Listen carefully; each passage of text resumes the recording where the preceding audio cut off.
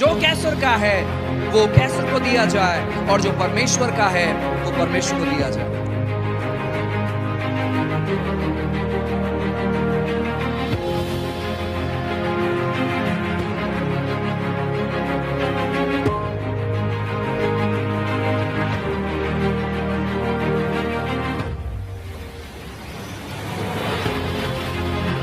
I want to tell you, people who don't pray don't hear from God. People who don't pray live in darkness.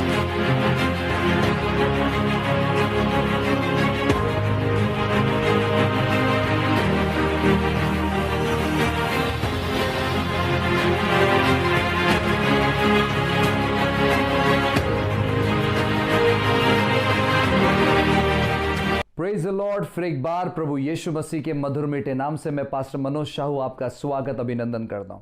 प्रियो, आज मैं उन लोगों से बातें करने पर हूं जो चोट खाए हुए हैं, परेशान है, निराश है, तनाव ग्रसित है और उनको पता नहीं कि उनके जीवन में उन्हें कहां जाना है। काफी बार हमारे जीवन में एक ऐसा मोड़ आ जाता है, ऐसा एक समय आ जाता है जहां पर हम अपने जीवन के लिए निर्णय नहीं ले पाते और जब ऐसा समय आता है तो लोग हमारा फायदा उठाना चालू करते हैं, लोग हमें राय देना चालू करते हैं, लोग बताते हैं कि किस प्रकार हमें फायदा होगा। लेकिन जब हम परमेश्वर के साथ सही तौर पर जुड़े हुए नहीं रहते हैं, जब हम प्रभु से सुन नहीं पाते हैं, जब लोग हमें ज्यादा सलाह देने लगते हैं और जब हम अपना जीवन लोगों के सलाह पर निर्भर करते हैं, प्रार्थना नहीं करते हैं, परमेश्वर के वचन को नहीं पढ़ते हैं, जज्बा है सेवकाई करने का, हमें लगता है कि जिसके साथ में हम हैं वो हमें आगे बढ़ने नहीं दे रहा है, हमें लगता है कि जिसके साथ में हम हैं अगर हम उनके साथ में नहीं रहेंगे, अकेले कुछ करेंगे तो हम तहलका मचा सकते हैं परमेश्वर के राज्य के लिए, हम बहुत सारे लोगों को जीत सकते हैं। और ये जो सलाह देने वाले जो लोग होते हैं ना,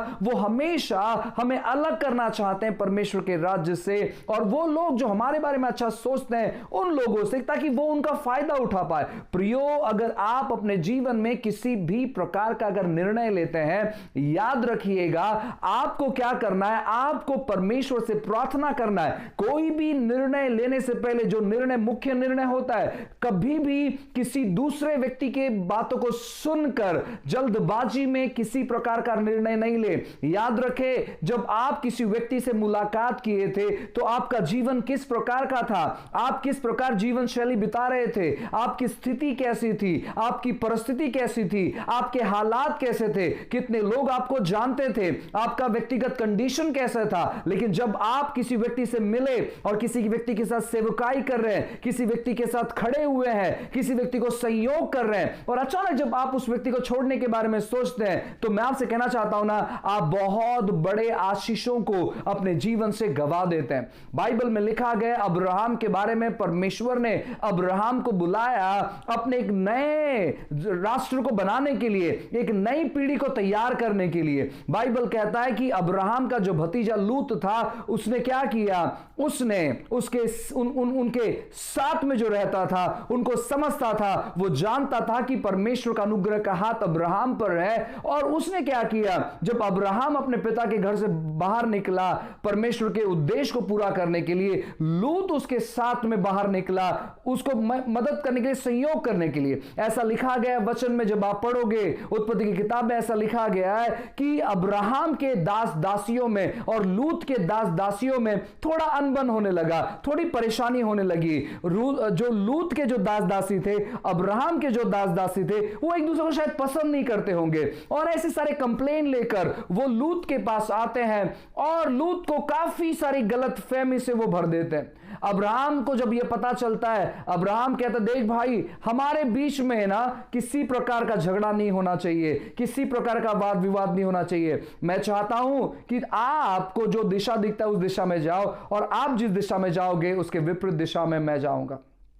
प्रियो, मैं आपसे सच कहना चाहता हूं, अगर लूत के जगह पर मैं होता और अब्राहम मुझे कहता कि अब्राहम मुझे बात करते, अब्राहम मुझे आके सलाह देते हैं कि देख बेटे, या देख मेरे भाई, देख लूत, एक काम करते हैं कि तेरे और मेरे लोगों में किसी प्रकार का झगड़ा नहीं होना चाहिए। एक काम कर, तू जिस दिशा में जाएगा उसके विपरीत दिशा में मैं जाऊंगा। मैं उसके पांव को पकड़ लेता और मैं कहता, अब्राहम बिल्कुल भी नहीं, चाहे मेरे दास दासी और चाहे आपके दास दासी किसी को पसंद करे या किसी को पसंद नहीं करे, चाहे मेरे लोग आपको पसंद करे या नहीं करे, लेकिन मैं आपको छोड़कर मैं कहीं नहीं जाऊंगा। चाहे वो चले जाए तो भी मैं आपके साथ में रहना मैं पसंद करूंगा। मैं इस प्रकार की बातें उनके साथ में करता। लेकिन लूत ने क्या किया मालूम है क्या? लूत ने उसने कहा ठीक है, उसने जगह देखना चालू किया, उसने जगह ढूंढना चालू किया और जो हरियाली भरी जगह उसे दिखी वहां पर जाकर वो रहने लगा।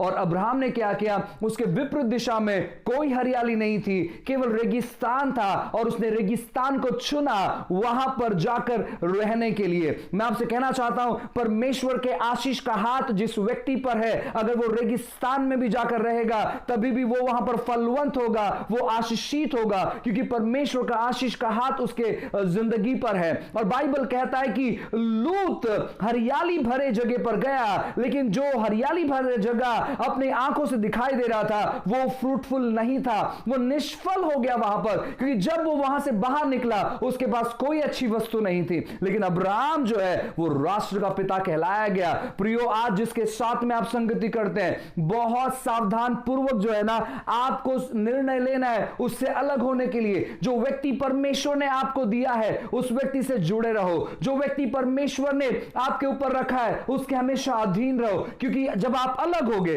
अगर आप ब्लेस नहीं होते, बहुत सारे लोगों को मैंने अपने लाइफ में देखा है, अपने जीवन में देखा है, क्योंकि जो बड़े बड़े सेवकों के साथ वो सेवा करना पसंद नहीं करते, वो अलग सेवा करना पसंद करते हैं। क्यों? क्योंकि उनको ऐसा लगता है कि उन्होंने परमेश्वर की आवाज को सुना है, और कुछ समय के बाद वो गलत नशे में फंस जाते हैं, एक्स्ट्रा मैरिटल अफेयर्स में फंस जाते हैं, गलत गलत किस्म के पाप में फंस जाते हैं, और उनके अंदर इतनी नम्रता नहीं रहती है कि वापस जाकर वो अधीनता में आए और कहे कि पास्टर हमें क्षमा कर दे क्योंकि हमने गलत रास्ता चुना था। मैंने देखा है बहुत सारे लोगों के जीवन में, मैं एक अद्भुत व्यक्ति को जानता हूं जिनकी कलीसिया में लाखों के तादाद में लोग आते हैं, लिटरली लाखों के तादाद में लोग आते हैं। उनका एक एसोसिएट पास्टर थे, यानी अगर वो पास्टर नहीं रहते तो इनका एसोसिएट पास्टर उनके जगह पर प्रचार करता। मेरे बहुत अच्छे वो मित्र थे जो एसोसिएट पास्टर थे, वो मेरे बहुत अच्छे मित्र थे। हम काफी बार काफी समय बातें करते। एक समय ऐसे आया जहां पर वो कलीसिया को छोड़कर वो चले गए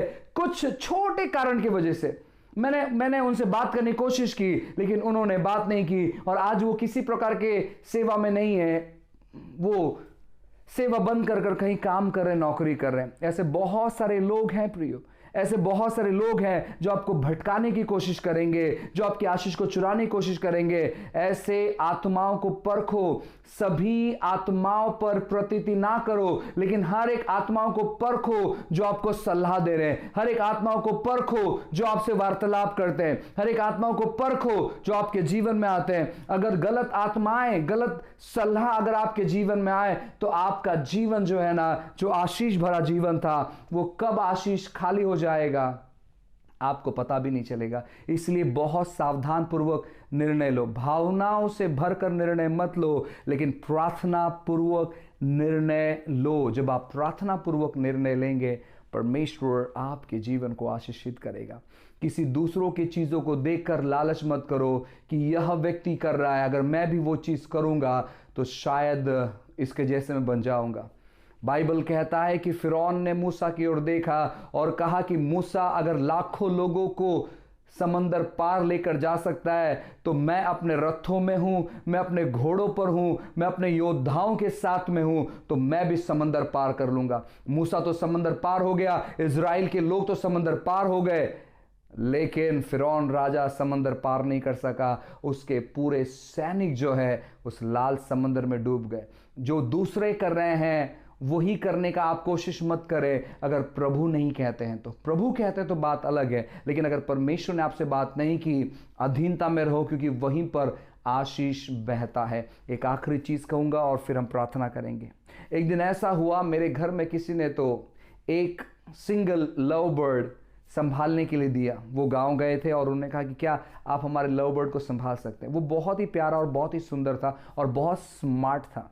उसे पिंजरे में रखा गया था और हमने 2-3 दिन बहुत अच्छे से उसका केयर किया, हमने बहुत अच्छे से संभाला। एक दिन हमने थोड़े से मॉर्निंग सुबह के धूप में हमने उसे बाहर निकाला ताकि है ना उसे भी थोड़ा सा सुबह का धूप लगे। तो हमने उस पिंजरे को बाहर निकाला और जो इतना अच्छा लव बर्ड था वो आज़ाद होना चाहता था पिंजरे से। उसने क्या किया, पिंजरे के गेट को उसने धीरे धीरे कर ऊपर उठाया और वो पिंजरे से बाहर निकला। और जैसे ही पिंजरे से बाहर निकला एक कौवा आया और उसको उठाकर लेकर चला गया और उसको नोच नोच कर खा गया। कभी कभार कैद में रहना हमारे लिए ब्लेसिंग का कारण रहता है। मैं उस प्रकार के कैद के बारे में बात नहीं कर रहा हूं जो शैतान की ओर से आते हैं, लेकिन मैं बात कर रहा हूं किसी के अधीनता में रहना। अधीनता में रहना, यहीं पर प्रोटेक्शन है, यहीं पर ब्लेसिंग है, यहीं पर सुरक्षा है, सब कुछ वहीं पर है। नोहा के जहाज के अंदर जब तक आप हैं तब तक आप सुरक्षित है, और जहाज के बाहर अगर आप निकल गए तो वहां पर आप बहुत बड़ी दुविधा में फंस जाएंगे। सतर्क रहे, सावधान रहे, क्योंकि इन दिनों में भटकाने वाली आत्माएं सभी जगह घूम रही है। ऐसे आत्माओं के आप शिकार नहीं हो। निर्णय प्रार्थना पूर्वक ले। God bless you. प्रभु आपको बहुत आशीष करे। मैं आपके लिए प्रार्थना करता हूं। उद्धारकर्ता परमेश्वर, हमारे एकमात्र स्वामी प्रभु यीशु, हम आपको धन्यवाद करते हैं क्योंकि आप महान हैं, आप भले हैं परमेश्वर। आपकी कृपा, आपकी दया, आपकी भलाई परमेश्वर हमारे जीवन पर बनी है। प्रभु सारी बातों को आपके हाथों में समर्पित करते हैं। जो भी भाई, जो भी बहन परमेश्वर इस सत्र को देख रहा है प्रभु, ने ब्लेस कर सही निर्णय को लेने के लिए प्रभु आपकी आवाज को सुनने मदद कर। परमेश्वर प्रार्थना करते हैं प्रभु कि अगर इन्होंने गलत निर्णय नहीं लिया तो प्रभु सपने दर्शन के द्वारा बातें कर परमेश्वर राजा। अगर आप सही निर्णय प्रभु इन्होंने लिया है प्रभु इन्हें कंफर्म करिए प्रभु। आप स्वयं स्वप्नों के द्वारा प्रभु जी, मनुष्य के द्वारा नहीं, लेकिन स्वयं आप कंफर्म करिए प्रभु, ताकि प्रभु ये जान पाए कि ये इन्होंने सही निर्णय लिया है नहीं लिया।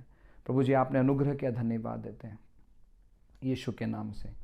आमेन आमेन। God bless you. प्रभु आपको बहुत आशीष करे। God bless you.